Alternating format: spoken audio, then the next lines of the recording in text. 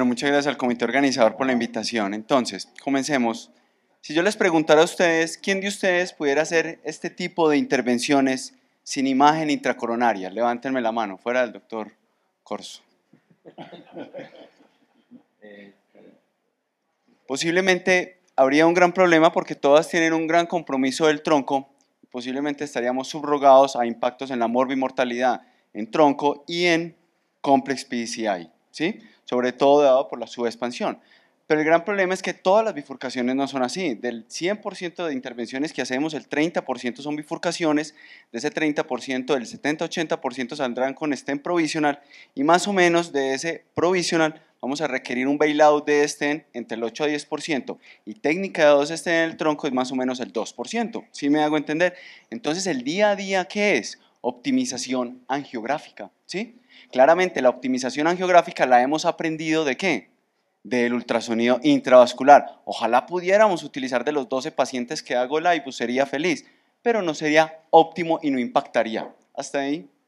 Entonces lo que tenemos que hacer es aprender cómo realizar con angiografía una buena optimización y en qué momento utilizar las imágenes. Recordemos que las bifurcaciones no es solo medina 1-1-1, tenemos que ver distribución de placa, diámetros, angulación y recuerden, el compromiso estenótico de la rama lateral. Estamos en la era de los 10 milímetros. ¿Por qué de los 10 milímetros? Por el estudio Definition 2014 de Chen y el metaanálisis de 2021. Claramente, con la angiografía tenemos un gran problema en la distribución de la placa y en el calcio para saber si es contralateral, pero podemos evaluar lo otro y tener optimizaciones posiblemente adecuadas. Cuando nos enfrentamos a una bifurcación, tenemos que definir si la bifurcación es simple o compleja. Y lo que nos va a definir que sea simple o compleja es el compromiso de la rama lateral. Si la rama lateral tiene una lesión mayor del 70% en el tronco, mayor del 90% en lesiones no troncos, debemos ir a una técnica de 2 stent. Pero por lo general, si no hay compromiso de la rama lateral, vamos a ir a un provisional stent, que va a ser la mayoría de nuestros pacientes. Entonces aquí empezamos a tener unos cambios con angiografía. Mucho cuidado, cuando tenemos rama lateral comprometida más de 10 milímetros, ¿será que la rama principal no está comprometida y podemos hacer una técnica de provisional reverse? Entonces siempre que vean esto y que la rama lateral es muy común, que veamos la rama lateral comprometida más de 10 milímetros, pero la rama principal, por lo general, no hay lesión. Entonces, ¿para qué implantar un stent o hacer un TAP, mini cross, deca cross, lo que quieran? ¿Por qué no hacer un provisional reverso? Eso es lo primero. El gran problema de intervenir técnicas de 2 stent es que entre más complejidad, más riesgo de tener desenlaces. Y cuando hacemos el DECA Crush por intervencionistas no experimentados, hasta el 40% en la vida real no son capaces de hacer el segundo kissing. Y no hacer el segundo kissing termina en alta restenosis hasta el 30%. Entonces, posiblemente hacer una técnica de provisional sea el resultado y podemos terminar felices o terminar un DECA Crush con múltiples complicaciones donde la imagen sí nos ayudará bastante. Empecemos a evaluar. Entonces, el gran problema de la angiografía es que vemos el lumen, como ya habíamos visto en la imagen, y tomamos decisiones con el lumen, pero verdaderamente la expansión es completamente diferente y eso ocurre en el tronco, enfermedad difusa y remodelamiento negativo, pero no es la mayoría de nuestros pacientes. Entonces, en la mayoría de nuestros pacientes podemos evaluar los diámetros por múltiples leyes, pero la ley más importante es la de Finet, la que tiene más validez externa e interna. Recordemos que el QCA era subvalorado entre un 20 y un 30%, pero este estudio del 2024 que compararon QCA contra IBUS mostró que podemos en pacientes que no sea tronco, que no tengan remodelación negativa, que no tengan enfermedad difusa, podemos definir los diámetros de un vaso sumando un 10% más si el vaso es menor de 3.5, 9% si es entre 3.5 a 4 y mayor de 4 si adicionándole un 5%. Entonces ya podemos tener el diámetro de la rama distal y de la rama lateral. Y para saber la rama proximal hacemos la ley de Finet. Recuerden, cuando no estamos en tronco, cuando no hay enfermedad difusa, cuando no hay remodelamiento negativo.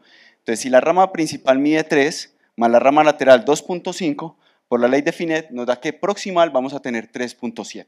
Si tenemos una trifurcación, multiplicamos por 0.5 Entonces la pregunta es, si ustedes van a hacer el pot, ¿harían el pot con un balón de 3,5 o con un balón de 4?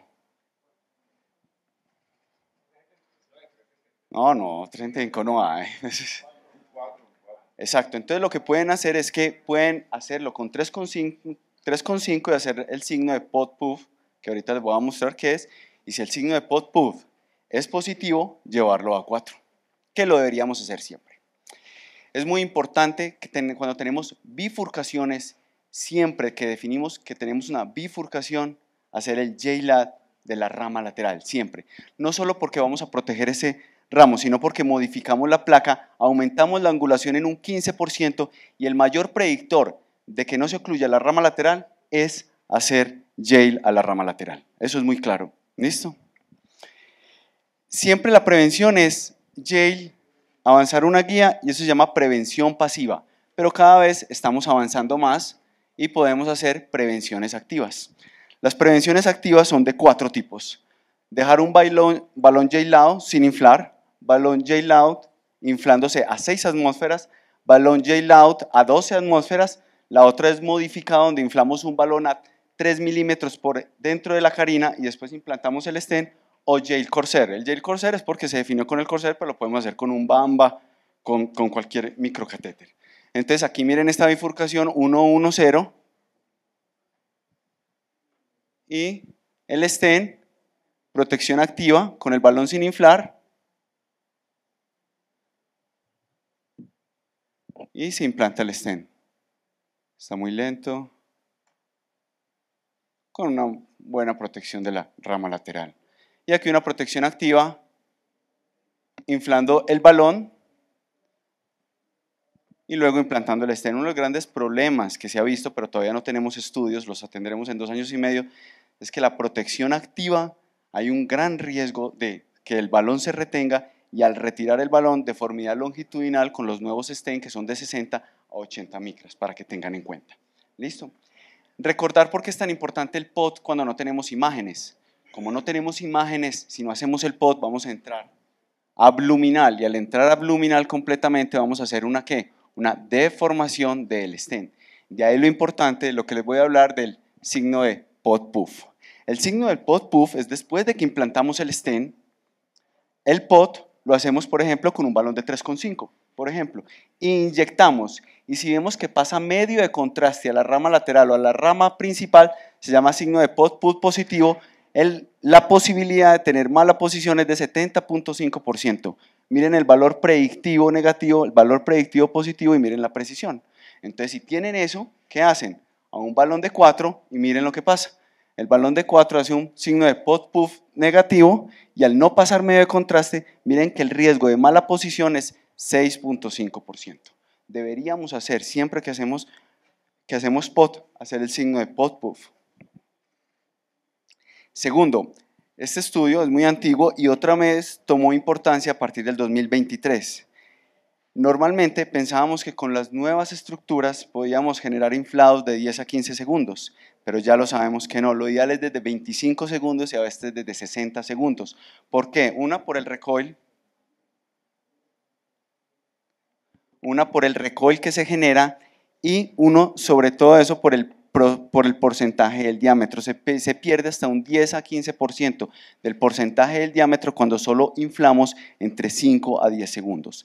¿Se pueden hacer inflados intermitentes? La respuesta es sí. Los inflados intermitentes, sobre todo en pacientes con complex PCI y fracciones de eyección del 16%, no le vamos a dejar inflado un balón de 25 segundos. Entonces podemos hacer múltiples inflados, 3 a 4 inflados. El gran problema de múltiples inflados es que uno no vuelve a inflar en el mismo punto, entonces puede disecar en los segmentos distales o proximales. Entonces seguimos con la bifurcación, pusimos un stent, protegimos la rama lateral y hicimos POT con el signo de POT puff. Solo puede ocurrir, si no hay compromiso de la rama lateral, chao, no hay ningún problema, no hay que hacer en ningún momento kissing, pero si hay compromiso de la rama lateral, más del 70%, flujo TIMI2, disección que comprometa el flujo, o si pasamos una guía de presión con un FFR menor de 0.8, lo intervenimos. Podemos hacer kissing balloon, que todos lo conocemos, o hacer pot side pot. El pot side pot es avanzar un balón 1 a 1 a la rama lateral, dilatarlo 3 milímetros por dentro de la carina y luego volver a hacer un repot.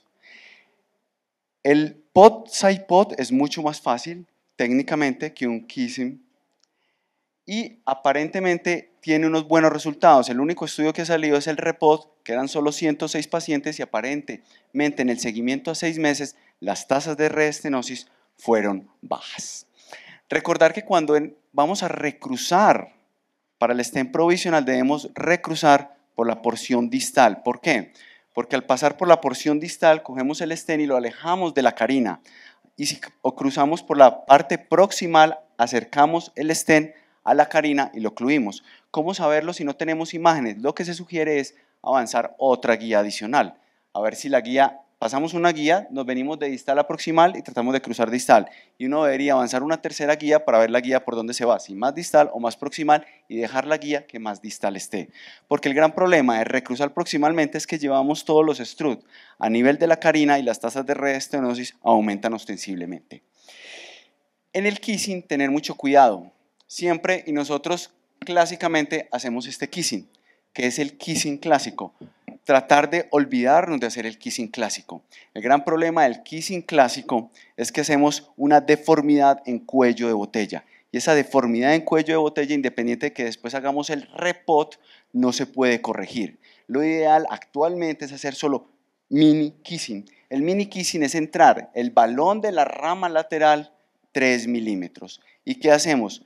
Menos deformidad en cuello de botella, eso se traduce en menos deformidad longitudinal, menos fracturas a nivel de la carina, a nivel del ostium, y eso se traduce en menos reestenosis. Y miren el resultado, casi como si lo hubiera hecho la doctora Kiko con IBUS, resultado excelente, óptimo. Entonces, acá viene lo otro. Lo segundo, tenemos que aprender la sobreexpansión, saber los stents que utilizamos hasta dónde los podemos llevar. ¿Por qué?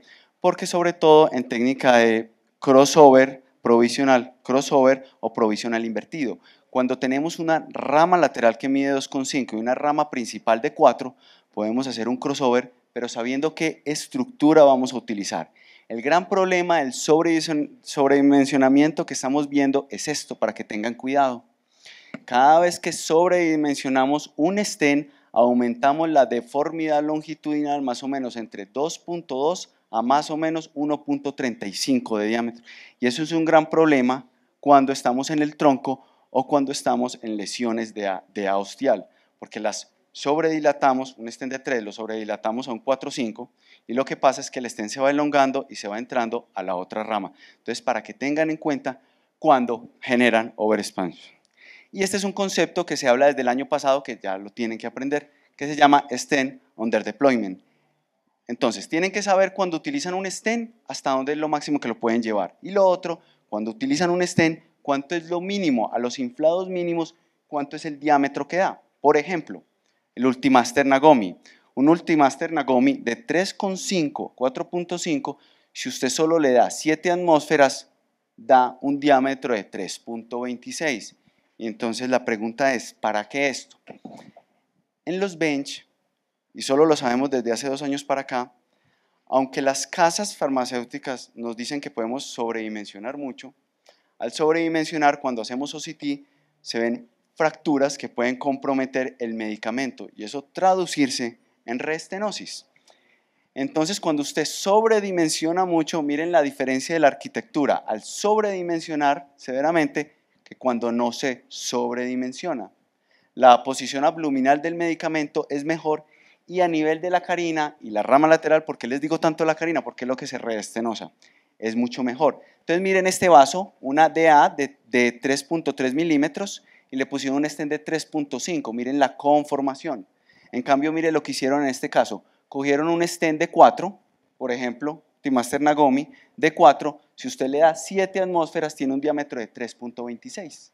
Entonces lo pusieron a 7 atmósferas, 3.26, y luego cogieron un pot a 4. Y miren la diferencia de conformación de los stents. Claramente, siempre tenemos que saber hasta dónde ir y tratar de utilizar la angiografía, sobre todo en casos que sepamos que si hay complicaciones, no vamos a requerir otras cosas. Pero miren estos grandes problemas. Una subexpansión, posiblemente aquí hay calcio, no les sabría decir si es nódulo, no sabíamos qué. Aquí un POT que no se hizo a nivel proximal, listo, me faltan unos 5 segundos. Deformidad longitudinal por el catéter guía. Aquí un stent que no se puso en el ostium, haciendo un TAP. Este paciente, un decacroche, que entraron abluminal y al hacer el kissing se llevaron todo. Y un repot, que el repot se fueron muy distal y miren la carina cómo se fueron.